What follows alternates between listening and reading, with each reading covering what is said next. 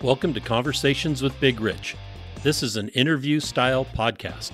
These interviewed are all involved in the off-road industry. Being involved, like all of my guests are, is a lifestyle, not just a job.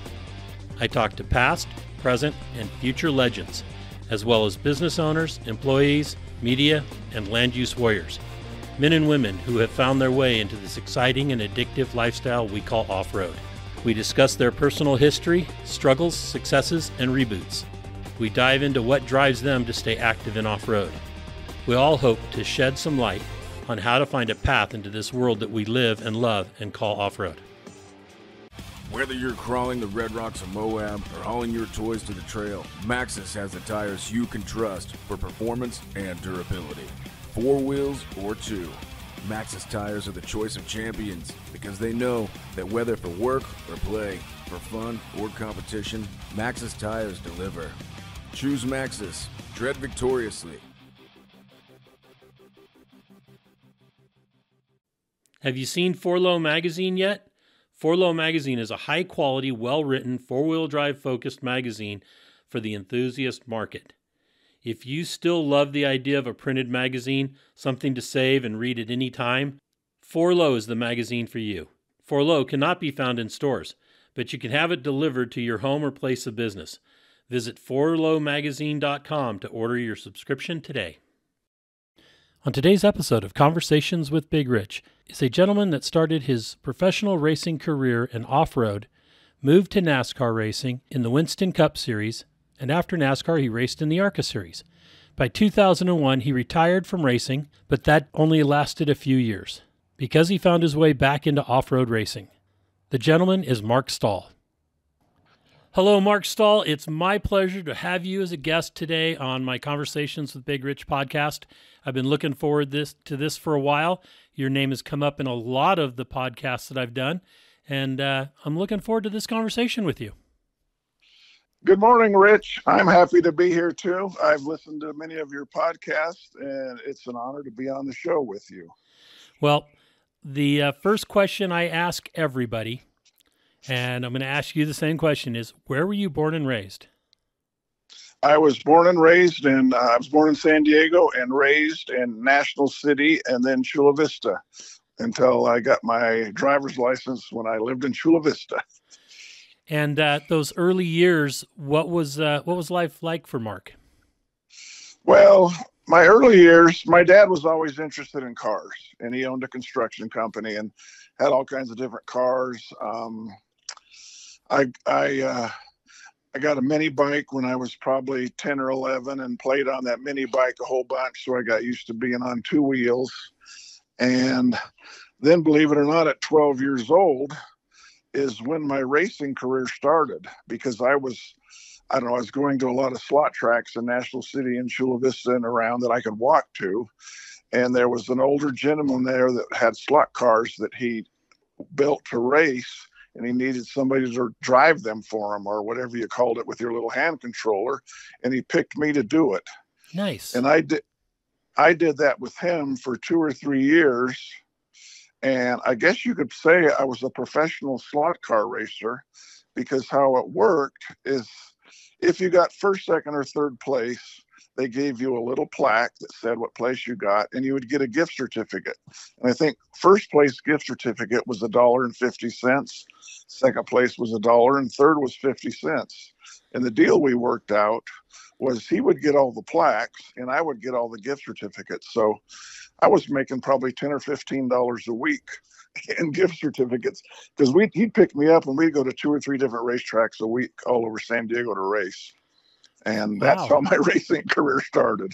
That's pretty cool. I can remember as a kid growing up near San Francisco, we'd always go up to Playland, which now is just a big townhouse area. You know, they got rid of the Playland, but there was a slot car facility there that had all sorts of different types of tracks, drag racing, roundy round to figure eight, like Le Mans style. It was pretty cool. Yep. That's awesome. Same thing in my remembering of all the slot car fun I had. That's something that needs to come back. Yes. Much Yep. better than video games. Yeah. Yep. It teaches kids eye-hand coordination. I mean, you're trying to work something that's a distance away. I mean, you're at times it comes by you, but some of those tracks are pretty far, pretty big. Yeah. Yeah. Yep. So yeah, that's kind of cool. So then, professional slot car racer. That's a pretty awesome beginning there. You need that on your Wikipedia page. Okay. So then what was school like for you? School was just like any other thing. And when I went to high school, it was just a block away from where I lived in National City. And I took machine shop in high school, and I took welding in high school, mechanical drawing, and I went to the auto class there, and I got F's in auto class. Really? Because I would ask the teacher questions that he didn't know the answers to, and I think he got mad at me. But in fact, when I got my driver's license when I was a junior in high school, and I had my very first car. We kind of did a little bit of street drag racing here and there out in the East County of San Diego.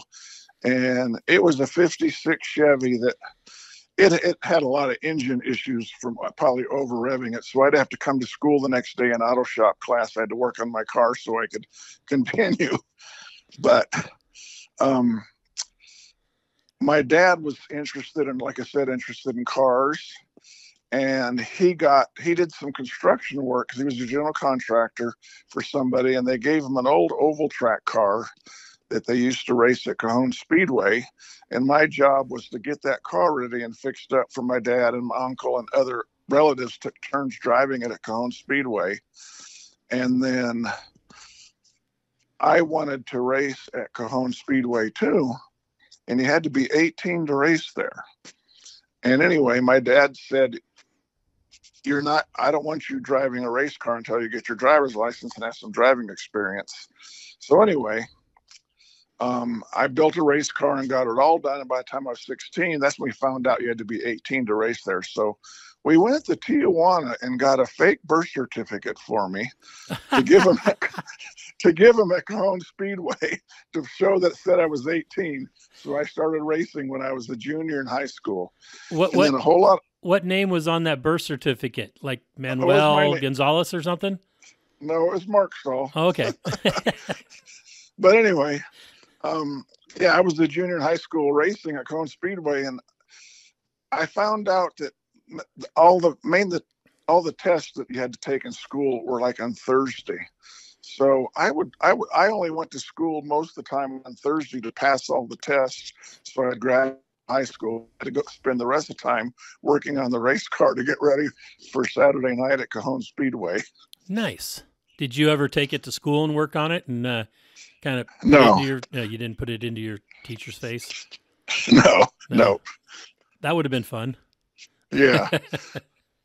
But anyway, everybody else was playing high school sports, and I don't know. I would do pretty good racing at Cajon Speedway. I was winning main events and trophy dashes, and I was earning money racing, and everybody else was just playing high school sports. But nice. That's how my racing career really started.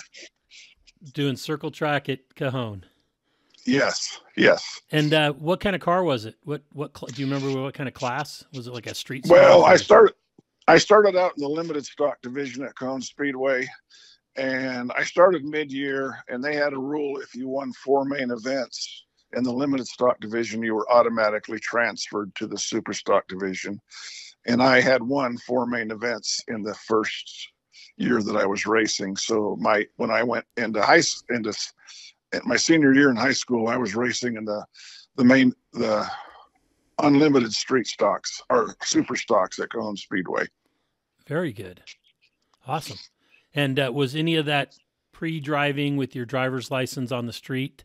Was any of that applicable to racing at Cajon? No, not really. Not really. That's kind of what I thought. I was I like how parents always do that. Oh, well, you need this experience before I'm going to let you go do this. And it's kind of like, well, what does that have to do with that? I mean, I think my dad just wanted me to have some experience behind the wheel and get a feel of cars, right. which driving a race car on a short oval track, you get a feeling of what it can and can't do, especially if you're the one who has to fix it when you wreck it. Right. And so once you started racing it, did your dad and uncles race it as often? Well, they raced for probably the first year that I was. And then, I don't know, some of my other friends and cousins and stuff got their own race cars and continued to race. But I think my dad was content with watching me race. So he gave it up. Okay. And once you got out of high school, how did you afford to race? Did you work for your dad? Yes, I worked for my dad in construction for almost 10 years. And what happened there is I was working for him, and I started desert racing motorcycles in District 38. And I did that for quite a while and developed. Well, what happened is my dad loved to go camping out of the desert.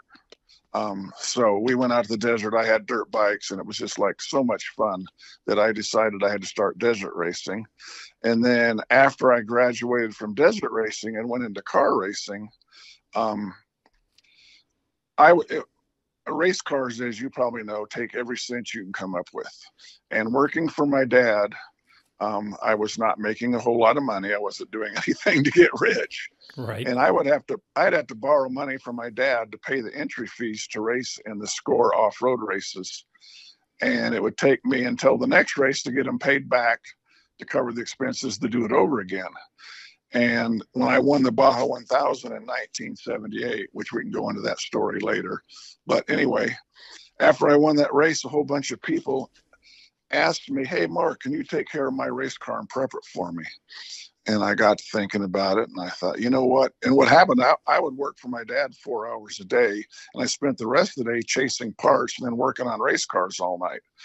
And I told my dad, I said, "Dad, I think I need to open up an off-road prep shop so that I could, earn enough money to be able to afford to do this and not have to be borrowing money from you all the time."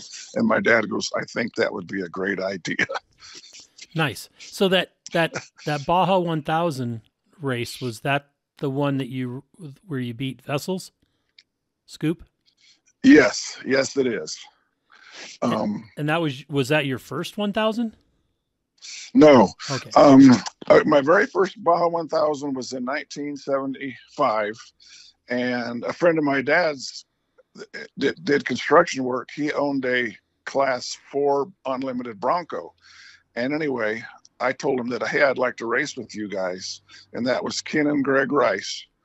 And they said, "Okay, you can ride with us in this race." And anyway, I went over to help them a whole bunch getting the Bronco ready. And in fact, at one point, they had somebody they said was going to build the engine for it and get the engine ready for it. And I kept saying, "Well, when are they going to do it? When they can do it? I can do that if you want," because I knew how to build engines from all my race cars, Ford engines. And, "Oh, we got the guys going to do it." And finally, 2 weeks before the race, they said, "I don't know, he's not showing up." And I said, "Okay, I can put the engine together for him." So I put the engine together for the car. And anyway, we had a pretty good race that year. We finished third in our class. And they continued to use my engine. I think they said they won the Baja 1000 3, 4, or 5 times with my engine. Nice. In that Bronco. But anyway, I determined I was only going to be a co-rider with them. I wasn't going to get to drive. So a friend of mine that I knew from desert racing bikes, Steve Schmidt, I think we got together and he said he'd like to race some Baja 1000s. And I said, okay. We were both still racing bikes out at the desert. So we teamed up and raced in the 1976 Baja 1000 on our motorcycle in the unlimited or the open the big class for bikes in Baja.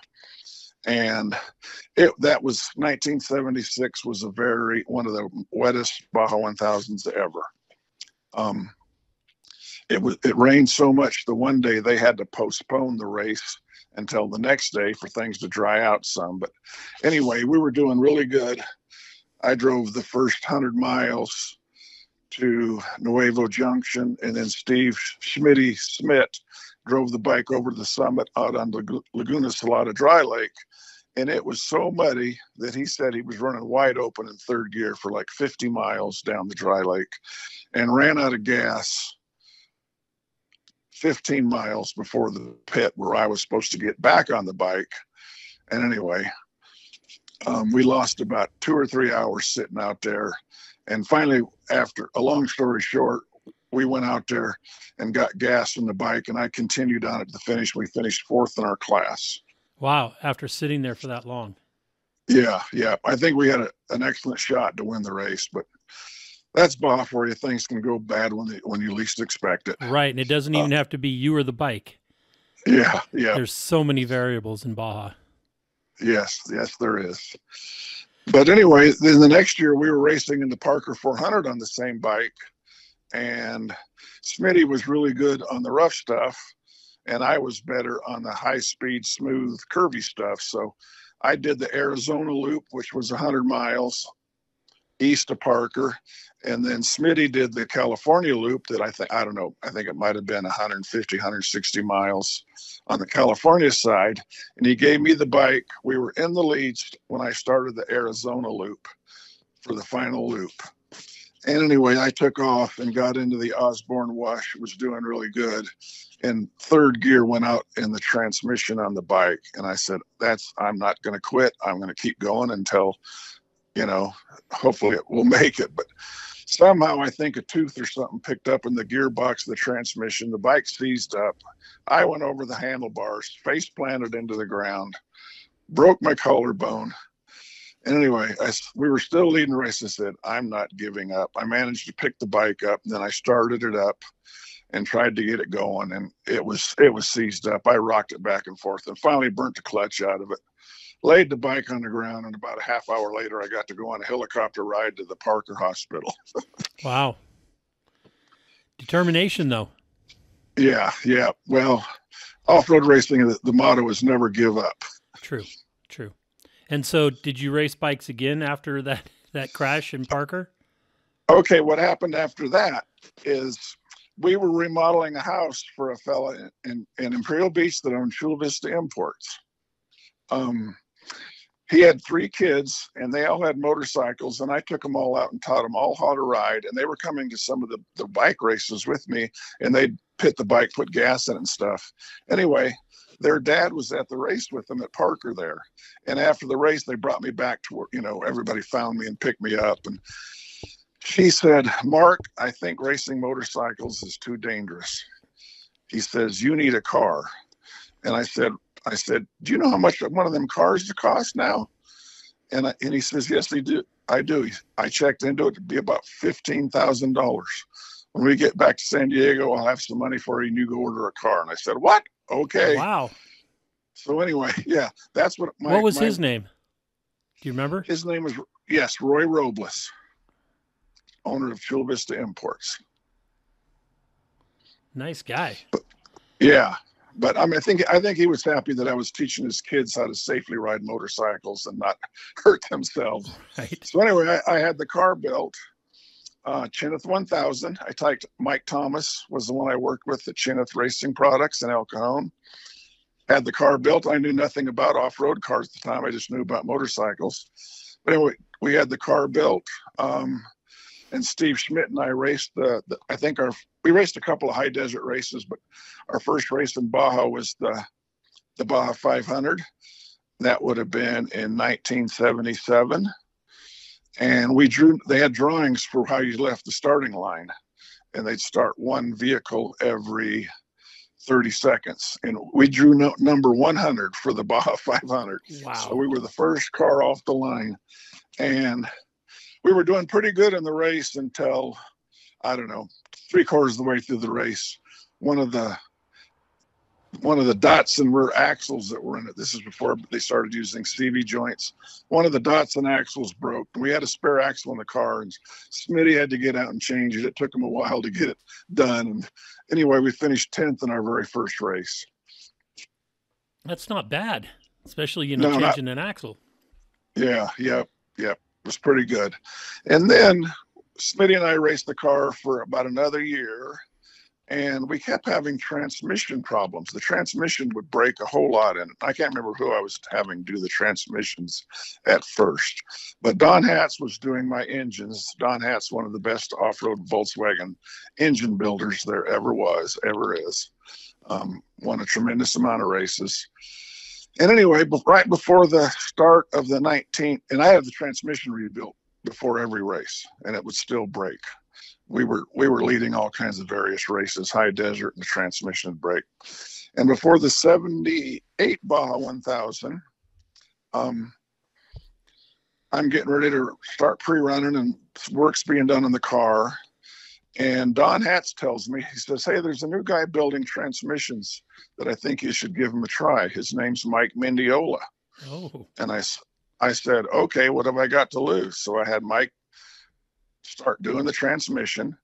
And then it was time to start pre-running. And Smitty had just opened up his Smitty's three-wheeler business, which is widely known throughout the off-road world.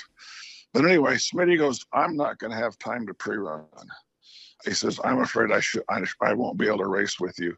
And it's like, oh, okay. I understand completely. We had a good run. And anyway, so I started asking other people if they'd like to race with me, because I said, I need a co-driver. And I asked a couple different guys, and then Ivan Stewart and I were friends. We hung out here and there now and then. And I said, "Hey, Ivan, I need a co-driver. You want to race with me?" Because I knew he just got done retired from driving the Modern Motors Cheneth 1000, where Ivan won a whole lot of races in it. And Ivan goes, "Oh, no," he says, "I can't do it." He says, "I'm supposed to race in Class 5 1600 with Charlotte Corral. Her husband owns a Ford dealership, and they're building me a Class 8 truck to race." And I thought, oh, okay. And which is really ironic because I ended up buying that truck that I was been racing in the Nora Mexican 1000 for 10 years. Nice. So anyway, getting closer and closer to the race, I couldn't find anybody. And I just thought, well, you know what? I'm going to run the race, and I'll go until the transmission blows, and then I'll go home. And the transmission never blew.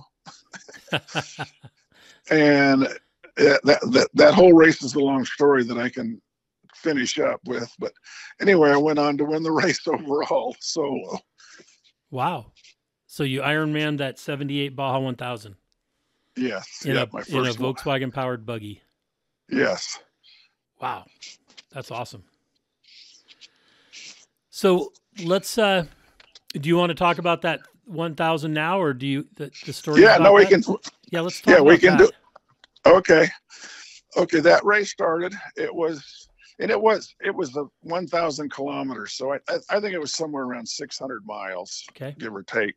And it started in Mexicali. In that race too, it rained quite a bit. It was raining a little bit at the start of the race. And my vehicle was number 118. So that means and Frank Scoop Vessels, a great guy. Yep. He was the first vehicle off the line in the BF Goodrich Blazer. He was number 100. So the race started. We were headed down Laguna Salada, and I was passing quite a few vehicles here and there because there was 17 vehicles that started in front of me. And we went down Laguna Salada, then we went and got on Diablo Dry Lake, and across Diablo Dry Lake, and then down into the Matomi Wash. And anyway, I caught in the Matomi Wash was the last vehicle that was in front of me. And I caught up to him and got right behind him, and he kind of went off the road a little tiny bit and shot a great big hunk of cactus right up in the cab of the car. Oh. It stuck to my foam steering wheel. It was stuck in my hands and my gloves. And I'm trying to throw the thing out, and I slowed down a little bit. And within a minute or so, somebody rams me from behind, telling me to get the hell out of the way because I was going too slow. So the cactus then flew out of my hands and down in my legs, all over my lap. I had cactus everywhere. So I pulled over to the side of the road. And it was Bob Rodine that was the one was right behind me and was telling me, move it. So anyway, I took my gloves off and picked all the cactus out of everything I could. Got going again, and I went probably 3 or 4 or 5 miles more. And there's Scoop parked with the front end of the Blazer all up in the air. It's like, what the heck's going on? And I went by him, looked over at him, and went by him, and I don't know, somehow he hit a rock and was high centered on this rock trying to get off it. So I continued along. The only one left in front of me was Bob Rodine, and I get up on the road that's from Portecitos headed to San Felipe, and here's Bob Rodine going down the road, and his right rear tire is about 6 inches out of camber, like something had broke on it. So I passed him and continued on, and I made it up to San Mateos Pass to where my pit was.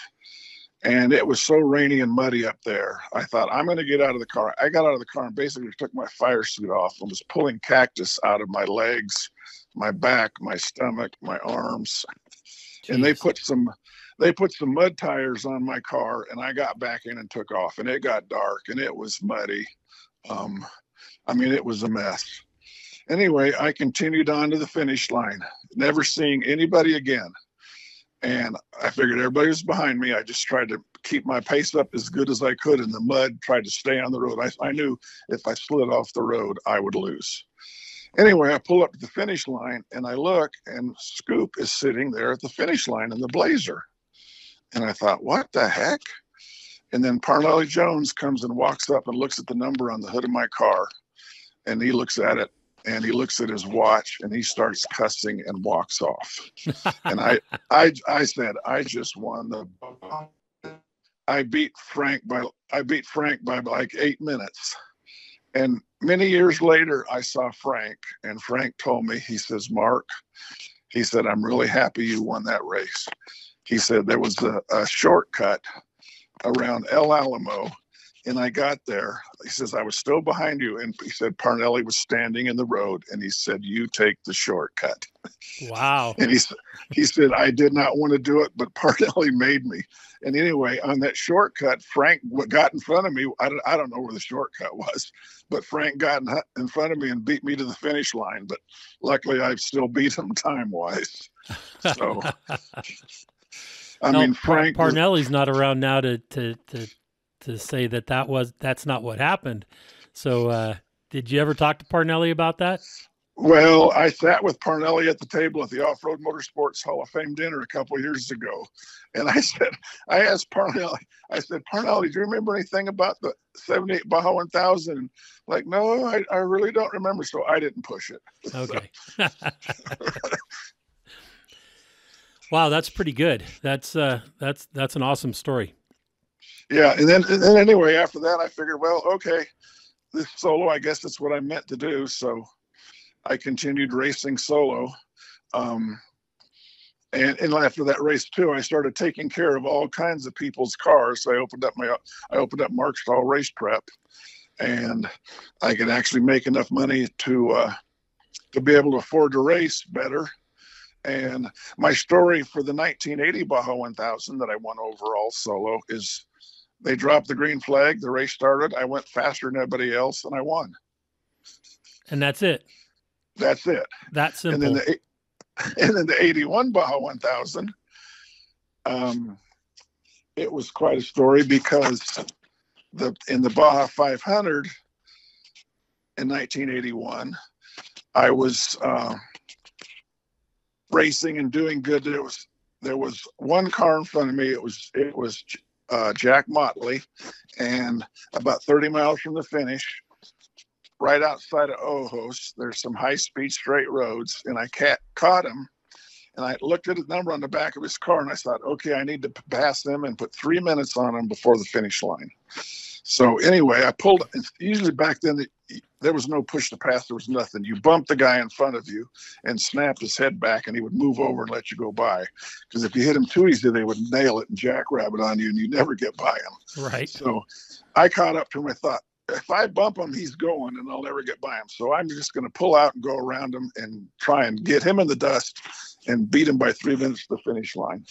So anyway, I pull out to go around him, and the minute I get to the side of him, I see there's a great big huge washout, 5 feet wide, I don't know how deep, and I slammed on the brakes not to go in that thing, and I was going 20 miles an hour faster than he was. Well, anyway, I didn't slow down enough, and I went over his left rear tire halfway into the washout. My car rolled, flew up into the air. I landed on his hood upside down. My car came off of his hood and rolled I don't know how many times. When it stopped, the engine had broken loose from the case. There was only one wheel left on the car. Oh, I think one front wheel. The 2 rears and 1 front were busted. All the aluminum hubs self-destructed. I think my elbow was all cut up and bloody from the switches on the side panel of the car. Anyway, Jack pulls up with me. Mark, are you okay? And I said, yeah, I'm fine. Go on. So he went on to the finish and won. That was the 500. Yes, that was the Baja 500. And anyway, there was a whole lot of new Funkos coming out then that had a 10-inch longer wheelbase than my car. So I thought, you know what? This car is a complete mess. So I took it home and I said, I'm going to cut it in half and add 10 inches to the frame to make the wheelbase longer. So anyway, I took it back, cut it in half, put it all back together, and made it I had a 113-inch wheelbase. And after I won the 1980 Baja 1000, the winnings I got from that, I knew I wanted to go NASCAR racing again. My goal was to race NASCAR in the South. And there was what was called the NASCAR Winston West Racing Series. Right. So after the 80 Baja 1000, I had a car built, a rolling chassis by Speedway Engineering. And then I started working on that with all my stock car experience and got it done where I was racing a few races up and down the West Coast. And after my wreck in the 1970 or the 1981 Baja 500, the next week the race was at Riverside Raceway in the stock car. And from all the impact and rolling I did, my neck was messed up pretty bad too.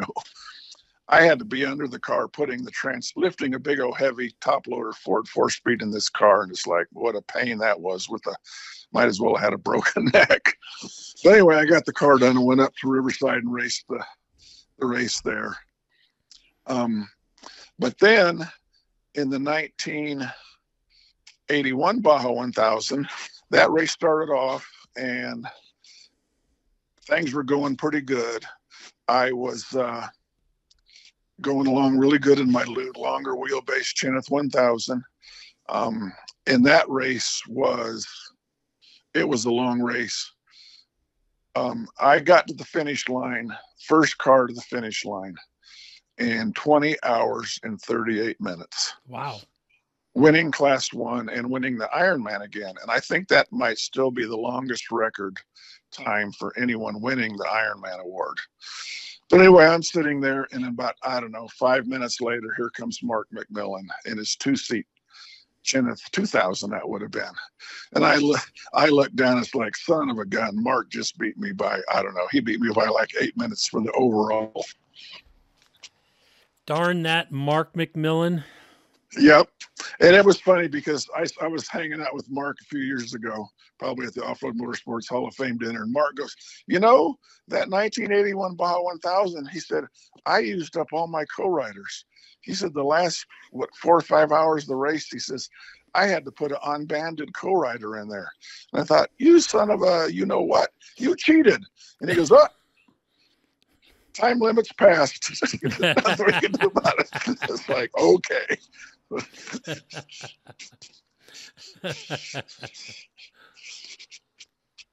I know some people that have done that. Yeah. Ran out of co-riders. Oh, I had that happen before too. Like taking care of some guys' cars at the Mint for them. In fact, I had a whole lot of Mexican clientele that was taking care of their race cars. And one of them was Cuauhtemoc Hank, whose dad was the mayor of Mexico City. And they had a Chineth 2000 that I take care of him for him, and they'd run all the races. And he was quite a guy because he'd be out racing, and he had all the Secret Service in Mexico's helicopters following him around. And they were racing the Mint 400 one year, and he ran out of co-riders because nobody could take it. So he had to put some unbanded co-riders in with them. Wow. In my off-road racing career, what happened there after the 81 Baja 1000, like I said, so many of my customers were from Mexico, and they devalued the peso in the 1981, 1982. And I thought, you know what? All my money's going to be going away. So if I ever want to race NASCAR, now's my time. I need to make the move to the South. So I closed all my business, sold everything I could, all my off-road race cars. In the end of 1982, I moved to Charlotte, North Carolina, to start my career in Winston Cup racing. And I went to Charlotte, and in fact, there's a fellow that raced NASCAR, Elmo Langley. He had me run his number for him at the Winston 500 at Riverside in I think the start of 1982. And anyway, I told him I was moving to Charlotte to start a career in Winston Cup racing back there. So he helped me find a shop to rent, and a place to rent. And it was from Harry Hyde. Wow. Who was the fellow that Rick Hendrick, who owns Hendrick Motorsports, went to Harry Hyde in the middle of 1983, because I got to Charlotte the very first part of 1983. And Harry Hyde, I was busy building my cars, getting them ready to start racing. And Harry Hyde saw that I knew how to fabricate and do all kinds of stuff. So Harry Hyde said, hey, there's a fellow that owns a car dealership here in Charlotte. He wants to go NASCAR racing, and we're going to build his first two cars. Would you like to help build them? And I told Harry, absolutely. I'll learn so much helping you guys build these race cars. So anyway, I helped build Rick Hendrick's very first two race cars. Wow, that's awesome. And they told me too, hey, when we get the cars done, they're going to test the cars, and we'll let you be one of the test drivers to see how it goes. Like, okay, that'd be really good. It might be an opportunity. Well, that never happened. Richard Petty came over, was looking at the cars. Mark Martin came over, was looking at them.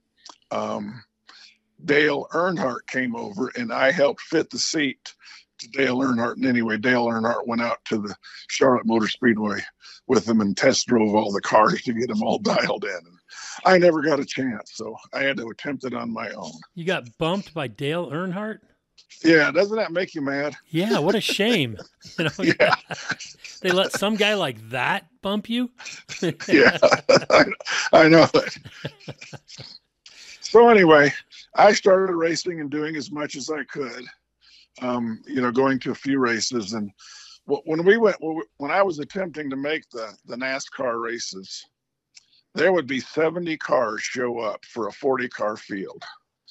And I mean, you had to do everything you could to try and get in the race. A set of tires for one of those cars cost $2,000. And you had to put brand new tires on your car when you went out to qualify. So you'd go there and buy a set of tires to practice on and put a bunch of laps on them, and then spend another $2,000 to have your sticker tires, as they called them, for qualifying. So the races, when we made the races, way back somewhere between 30th and 40th, it was like, that's a victory for us when we even get in the race. Right. That's a lot different nowadays, where the teams are set. I don't even know if they have guys come in anymore and try to qualify like that are not part of the major teams. No, they're franchise owned now. Right. And all the NASCAR races, I think I ran 30 Winston Cup races in about 10 years. My best finish, I finished 16th at Darlington, which is one of the toughest tracks there is to drive. I mean, it is a strange racetrack. And then one of my other best finishes was the last unrestricted race was at Talladega Super Speedway in 1987. And Bill Elliott won the pole at 212 miles an hour. I qualified the first the first day, and we had used tires on the car. And anyway, I made a pretty good lap. I think, I don't know, coming off of turn 2, the car broke loose a little bit, and I don't know, the aerodynamics did something, and the front windshield exploded. Luckily, I saved the car and made a lap of like 199 miles an hour. And I said, okay, look, we can do better the next day. We put a new set of tires on the car, and I went out and qualified at 204 miles an hour, and I was the second round fast qualifier, wow, which was a pretty neat accomplishment. I got a 6-pack of Busch beer and $500 for the Busch, because it was the Busch second round fast qualifier award. Did that pay for the windshield from the day before? Yeah, yep, it did. And I still have the Busch. I still have the 6-pack of beer sitting in my trophy case. That's awesome. That's great. Yeah. But anyway, the race went pretty good. And that's the race where Bobby Allison blew his engine and cut his rear tire and about went up into the grandstands. Okay. It was a heck of a mess. And I hung on to the whole race, and I finished 17th in that race, which was a pretty good run drafting there at 200 miles an hour was just incredible. You'd be out there and you'd tell your spotter and your crew chief, hey, somebody ran into me. I just felt my car get bumped on the side or whatever. Anyways, I say, check it when I come in the next pit stop. And they look at it, nothing wrong. Everything looks fine, no tire marks or nothing. And the air coming off the noses of cars at 200 miles an hour when they get over close to you feels like somebody's ran into you. Right. Wow. I had a chance, and the weather ruined it for us. We were doing a rock crawl or a rock race down near Talladega, and Bill Baird was one of our rock racers. And, oh, okay, yep. Uh-huh. And he goes, Rich, you and Josh and Shelly come down, and Josh was a kid that worked for me at the time. He goes, you guys come down, and I'll get you some hot laps around Talladega. And I was like, whoa, this is going to be awesome. So we made the arrangements, and then it rained us out. And they didn't let you go. They didn't let you go on the track at all? No, we just canceled it. Yeah, I would have loved to have the chance to go fast around Talladega, but it never happened. But it was quite the it was great going into the museum there. Yeah. Okay. Did you even get to go out and look at the racetrack? No. I mean, we walked into the area, but I didn't get a chance to walk the track. Huh. Yeah. I've been there before. After they did the museum, we stopped by, and then we went, and they let you go out and see the racetrack. And if you go through the tunnel, and then they park, and then you go walk up the banking, and it's unbelievable how steep that 33-degree banking is. Right. When I was in Charlotte at the NASCAR museum there, they have that wall that shows the various bankings of the different tracks. Right. And yep. It's amazing how steep 33 degrees really is. Yeah. Yeah. Yeah. You don't walk up it. You just about have to crawl up it. Exactly. And you don't park your high vehicle on it because it will roll down the hill. Yeah. The very first time I went to Daytona, out there doing a few warm-up laps, and then you nail it. And you're doing 200 miles an hour down a back straightaway, and you're looking at that banking, and you don't lift, and you go, "Oh my God, I hope this thing sticks to the track. I don't want to fly out of here." Yeah, I can imagine that's kind of what it's like, is hitting a ramp, like the motorcycle jumpers do and stuff like that. It's can't imagine that. Yeah, crazy. So what was the most memorable event or story that you have from those NASCAR days? I would say it was the 87 Winston 500 at Talladega, where we were, the last unrestricted NASCAR race, going 200 miles an hour around that track. And what happened in 1994, it was taking so much money to race the Cup Series that I decided it was time to start racing in the ARCA Series, which would be the Saturday race or Friday race before the NASCAR Cup race. Right. Same cars, same everything. So in 1994, I started racing in the ARCA series. And instead of racing in the back where we never got on TV, because we had Auto Bell Car Washes of North Carolina was my sponsor in all my stock car racing for 17 years straight. And occasionally we'd get on TV if something happened, we messed up. But in the ARCA series, we could race up front, and I was racing for the win in those races instead of just trying to go along and do the best I could. In the ARCA races, I had some good runs at Daytona, would finish in the top 10. Same thing at Atlanta and Charlotte in the ARCA races. And I think I had 3 different top 5 finishes in the ARCA race at Talladega. And I was on my way to winning the ARCA race at Talladega one year. I don't remember what year exactly, but ran out of gas a half mile from the finish line, and cars started going by. But it was one of those gas mileage things, and you're trying to do the best you can. And I think I passed somebody on the back straightaway to get in first place, and then I ran out of gas coming off turn 4, and I don't know, 2 or 3 cars went by me. That's got to be heartbreaking at that point when a thing starts to sputter out and they're going by. Yeah. But in my last ARCA race was at Daytona in 2001. The race started, we were running along, and I don't know, there was a wreck in front of me, and I swerved to miss him or something. And anyway, I spun out and hit the wall, driver's side, right at the start finish line. Really slammed the wall hard. I probably had slowed down to 180 miles an hour. Oh, anyway, really slowed down. Yeah. I was knocked out. I was unconscious for 10 minutes. If the car would have was on fire, I probably wouldn't be here to do this interview. Wow. Anyway, finally I wake up and I hear my crew chief, Mark, they're getting ready to cut the roof off the car. Are you there? Wake up. Finally, okay, I'm here. Don't let them do that. I'm getting out. So I undid my belts, and oh wait, I can't get out. The crash wall's in the way. So I don't know.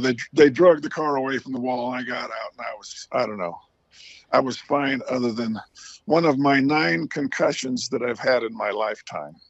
Wow. And at that point, I think I was 49 years old, and I said, you know what? I don't need to be. If I would have never woken up and the car was on fire, I wouldn't be here. So I said, I'm done doing this. I don't need to be going 200 miles an hour anymore. And then the next Sunday, Dale Earnhardt hit the wall in turn 3, and it was the end of his life. Yeah. Which was really a sad way to go. And I said then, I know I'm done. So that was the end of my stock car career.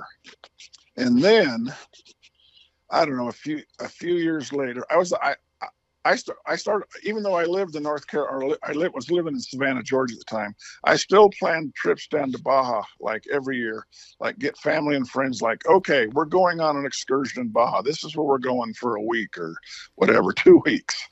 And we'd go down and explore Baja. And I was out there one time, and somebody said, hey, Pete Soren, Pistol Pete, God rest his soul, and yes, congratulations to him on getting into the Off-Road Motorsports Hall of Fame.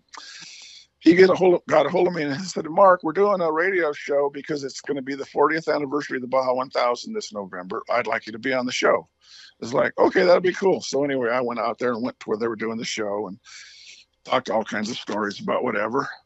And then after the show, it's like 40th anniversary, Baja 1000. You know what? I think I want to do that. So anyway, I started talking to everybody and trying to find somebody needed a ride, co-driver.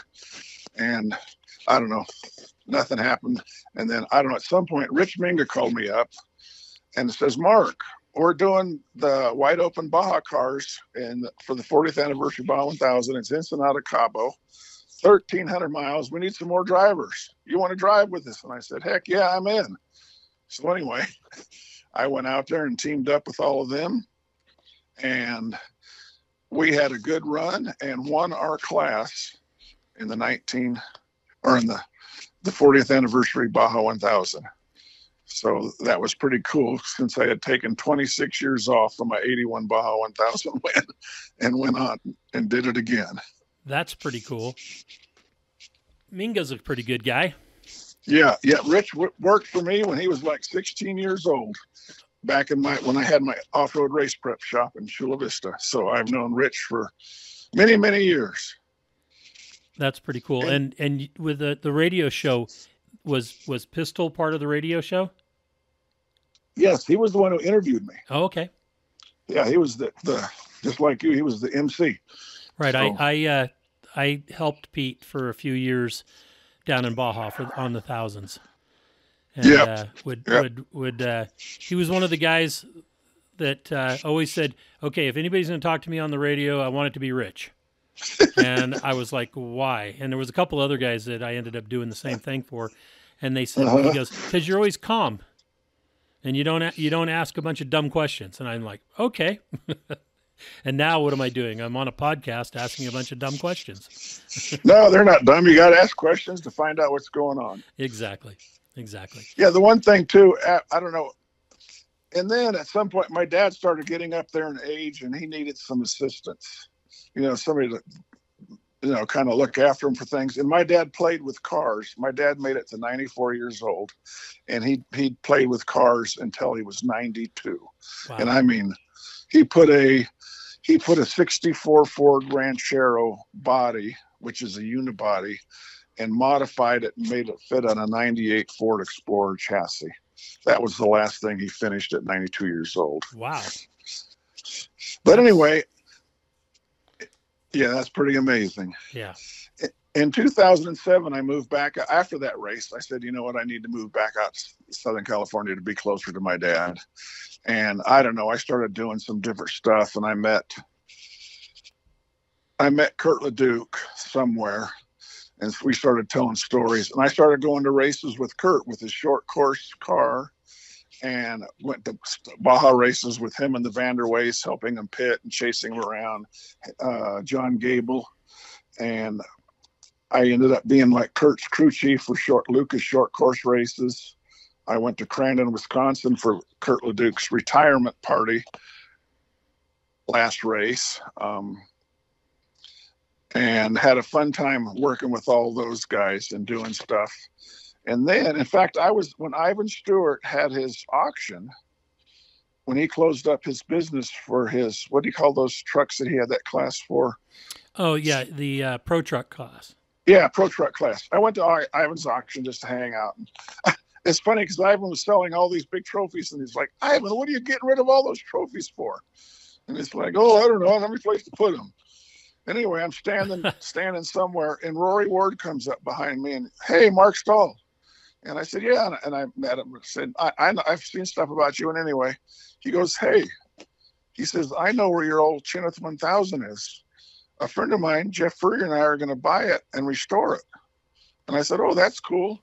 And then he goes, oh, and then we're going to race it in the Nora Mexican 1000 next year. And then he goes, you know what? We should have you do the first leg. You want to do the first leg? And I'm like, okay. Sure. Why not? You talked me into it. So anyway. I bet that was pretty easy talk. Yeah. It's like, took me about 2 seconds. Like, yeah, I'll do that. How could I say no? Because I was still enjoying Baja, and I heard about Nora. I think they had the one race, and like, that is pretty cool. So anyway, Rory and Jeff started working and restoring it, and I started rounding up all kinds of parts that I had that still would work on it. And I had a nut and bolt sponsor that would give me all the nuts and grade 8 bolts we could eat. So I know I sent Rory and Jeff a super large flat rate post office box full of nuts and bolts to put on the car. They got the car done, and I went over to Rory's in Arizona, and we went out and test drove it and dialed in all the suspension and got it ready for the Nora race. And a few months later, it was time to go to the race. And they had me do the very first leg that started in Mexicali that year. And I went to San Felipe. And I remember starting the race, they had no course markings or nothing, I think. Oh, and they had a little tiny GPS thing that was about 2 inches square, was our mode of seeing where the course was. And the instead of course up, they had they had the course in there upside down, so you were going upside down the whole time on this little tiny gray screen thing. Oh, so when you needed to go left, you were actually going right. Yes, it was a mess. And anyway, I'm going across Laguna Salada, and I hit this washout, and I was probably doing about 80. And the car stood up on the nose, and it came out of this ditch. I thought, oh my God, I'm going to endo this thing. Luckily, it sat back down, and I kept going. And I'm trying to figure out where I'm going. And I don't know, somehow I went over, and I saw all these motorcycles were going along the edge of Laguna Salada, and I started following them. And I found out later, I think the bikes may have went on a different route than the motorcycles. But I'm wandering around aimlessly lost on Laguna Salada looking for the course. Finally, I see dust out on Laguna Salada again alongside. So I went out on the course and started following them all in, and made it to San Felipe for the finish. And it was a good day. And anyway, the race, they went on and continued, and I followed them all the way to La Paz. So I thought, I'm going all the way to La Paz with you guys. This is too much fun. So I followed them to La Paz, and we won our class. And then coming home, I'm going, this was a blast. I have to figure out how to do this. But I said, I still had all kinds of 9-inch Ford rear ends from my stock car, NASCAR stuff, and all kinds of Ford parts for all the Ford engines I built. So I said, I need to find a Class 8 truck to race, because when I was racing in Class 1 in the late 70s, early 80s, Class 8 was the badass class, because they made so much noise and shot rocks everywhere when they went by. Right. So I thought, I need to find a Class 8. So I started looking around on Race Desert, looking everywhere. And finally, here's Ivan Stewart's old truck. I said, anyway, I contacted the guys, and they were up in Northern California. They emailed me a bunch of pictures of it. And I think they said, I don't know, I worked a deal with them and paid them some money to deliver it to San Diego. And they go, well, we're buying a Class 9 car, something down in, I don't know, Escondido or something. I said, we can deliver it to you there. So they delivered it to me.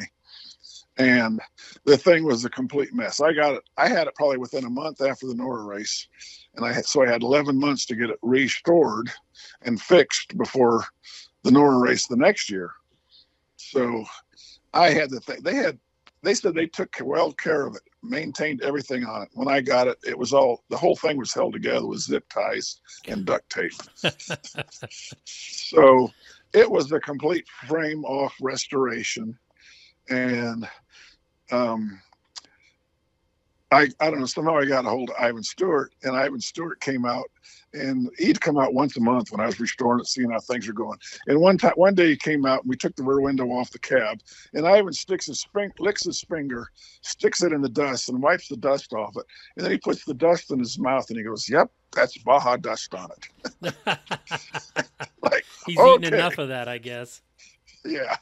And then anyway, I got it all done, and the NORA race started the next year. It started at the Tijuana Bull Ring, and it did like just a parade route from Tijuana to Ensenada.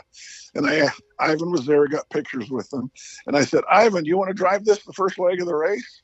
You know, I figured I better give him the opportunity, like Rory and Jeff gave me the opportunity in my car. And Ivan's like, man, I would love to, but he says, I still have my deal with Toyota, so he says, I can't be driving around in a Ford. So like, okay. So anyway. I guess not, yeah. Sponsorships rule, you know? Yeah, we didn't want to mess that deal up. And when I restored the car, I put 3 seats in it, so that, and what I did for the next 10 years racing it is all the people that helped me in my racing career, I would let them know, hey, we're going to race the NORA Mexican 1000. Everybody come down, and you'll get I'm going to try and make it so everybody that comes down gets a leg in the truck every day that wants to. And my daughters would come out and ride, and, you know, read this GPS in the center, and the co-rider seats would have other guys that helped me on my pit crew reading the route book. And I mean, we just had a blast. It took us a while to get things going. Once we figured the truck out and what it needed, I think I won my class in the last 6 NORA races in a row before I won. And we won the Legends era 4 of those years. And the NORA race was a blast to do in that truck. And it got so much attention. Everybody knew that truck. I know there was a few years way down, 3/4 way down Baja, come around a corner, and there's Ivan standing there giving me a thumbs up. Nice. Like, yeah, pretty cool. Pretty cool. So what would you tell somebody that, say a young man came up to you and said, I've followed your career, or, I've seen your history. I want to become like Mark Stahl. What do I need to do? What would you tell somebody? There's a lot of different classes now, like the motorcycle used to be the cheapest way to do it. And I think now, motorcycles are still probably one of the cheapest forms of racing, and you can race like desert races, District 37, District 38, other races around America. But the side-by-side classes are really big now, too. I know people call them golf carts, but I have a side-by-side, and it's a lot of fun to go out and explore. And there's a lot of people that are doing major things racing them, whether it's in Baja or the Mint races, the high desert races, or Dakar. Get one of those things and learn how to drive with it. And one of the most important things you need to learn how to do is get backing to help you do it. And a lot of people that I read books on it many, many years ago, and there's a lot of companies out there that will supply you with parts to maintain your vehicle, for stickers on the race car, and now social media. So you tell them what you want. I need this to maintain my vehicle to be able to go to the races. I will make sure I have stickers on my race vehicle and chase vehicles if I can, and my fire suit for pictures. And I will mention you in every social media post that I do. And then, work along doing that. It's a lot harder to get companies to give you money, but if you find the right person, and, if you start getting successful, you can get that to happen where, you figure out, I need this amount of money to be able to go to this race, whether it's to pay the entry fee, or, to maintain the vehicle, and just keep plugging away at it. And unfortunately, you go through a lot of wives, which has been my case, because it's not because I was cheating on them. It's because you like those race cars more than me. And those race cars don't talk back to me. They might beat me up now and then, but they don't talk back, and you're working on those race cars 14 hours a day, trying to get them prepped so you can win. So I know you've been married now around a year. Yes. Okay. And you're not racing UTVs, but you have a UTV, and you're enjoying that, going trail riding. Yes, and we're members of the Tri-State ATV. It's in St. George, Utah. Okay. And they have a lot of powder puff rides where the woman is supposed to drive the vehicle, and the male just rides along and holds on tight and screams. A change of roles. Yeah. So, are you down in southwest Utah then? Yes. Well, right now we have another house up in just south of Salt Lake City in American Fork, and that's where I'm at right now. Okay. It's a little warm in St. George right now, like 110, but right. I tell people that's not hot. You should go down to Baja to some of the, like Diablo, Dry Lake, San Felipe area for the June score race. It can be 120 there, no problem. Right. Yeah, my son lives in Hurricane, Utah, there at right by the Hurricane Sand Dunes. Okay, area. Sand Hollow. Yeah, Sand Hollow. He, in fact, he puts on a big event down there called Trail Hero. And okay. I go to that. I've been to that a couple years in a row now. Okay, great. Then him and his wife Brandy are down there in that area and run Trail Hero, and then they also help with the gala with the Off-Road Motorsports Hall of Fame. Oh, so okay. She's the one that comes up on stage with everybody, and then he helps as the the inductees are ready to go on stage, he goes out into the crowd, gets them, and brings them up and stages them. Okay. Well, shoot, next time, do you come out for Sand Hollow? I do not, because I do an event at the end of that event. I'm committed to do the Rebel Rally with Emily Miller, and it's an all-women's navigational rally that goes through California and Nevada and ends typically down in Southern California. So we do about 2,500 kilometers, 23 to 2,500 kilometers every year over 8 days doing this navigational rally. Cool.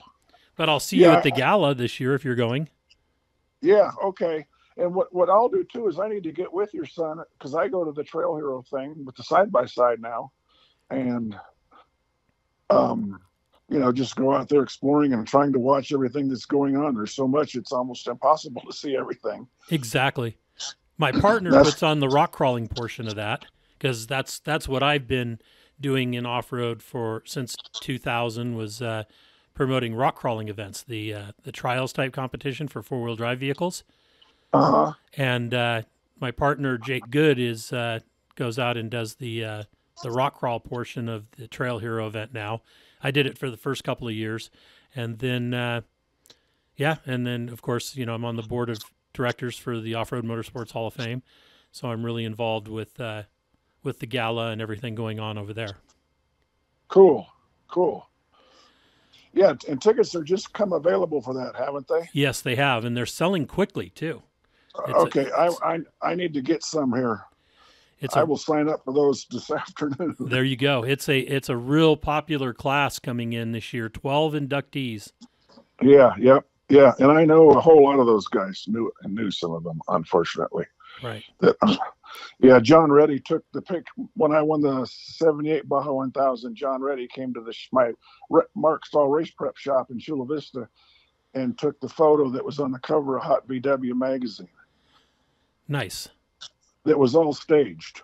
It wasn't really during the race. It was 2 days after the race, and the car's spotless clean. But we're out there doing it in the middle of the night at my shop, and it's raining. It's cars sitting in the mud. I never got a chance to meet John, but you raced with Mike Perlman with Nora. Yep. Mike's a nut too. Yes, absolutely. It'll be good to be down there. Unfortunately, John passed away right after he learned that he was inducted into the hall. Yeah. It was. That's a shame. I wished that hadn't come about, but life happens. Yeah. Well, Mark, I know. Well, it's what's really terrible. Okay, 2 years ago, I sat at the table with Johnny Johnson and his sweetie pie, and a year later, he passed away. I think the last time I went, I missed on the event last year because they changed the date on me, and had something else. I think I was doing a trip back east to visit my kids. But anyway, the year before that, I sat at the table with Parnelli Jones and Ivan Stewart, and it's like Parnelli's gone. It's like, yeah, maybe I don't want to sit at your table. Yeah, I don't know. Yeah, I know it's not you. Am I the bad one? Like, holy smokes! No. I'm looking forward to meeting you and a lot of others that I've interviewed lately for the Hall of Fame, and it's going to be a good event this year. It's going to be big. We're expecting over 800 people to come in for the gala to see the 12 people inducted. Yeah. And you know what? I know you guys auction stuff off. I need to see if I have anything I might be able to bring for you to auction off. Oh, that would be awesome. I had some. I know I took some stuff there a couple of years ago. I can't remember what the heck it was. I've been trying to get rid of so much stuff that I don't need anymore. You know what I mean? Right. Well, that memorabilia does really well at the auction, and it is our biggest fundraiser of the year. And eventually we hope to have a Hall of Fame of our own, a location where we can actually put the cars that we have and a lot of the memorabilia that we've been given and all the history that we've collected, a place to show it off. Yeah. Yep. Exactly. That'd be good. Yep. Well, Mark, if you come up with something that you want to donate, let me know, or get a hold of Jen with Ormhoff, and we can make all that happen. I really appreciate you spending the time and talking about your history. It's been a great conversation, and I'm really looking forward to meeting you in person. Okay, same here, Rich, and thanks very much for having me. Okay, so we'll see each other at the gala then. Sounds good. All right, thank you so much. Bye-bye. You're welcome. Bye. Well, that's another episode of Conversations with Big Rich. I'd like to thank you all for listening. If you could do us a favor and leave us a review on any podcast service that you happen to be listening on, or send us an email or a text message or a Facebook message, and let me know any ideas that you have, or if there's anybody that you have that you think would be a great guest, please forward the contact information to me so that we can try to get them on. And always remember, live life to the fullest. Enjoying life is a must. Follow your dreams and live life with all the gusto you can. Thank you.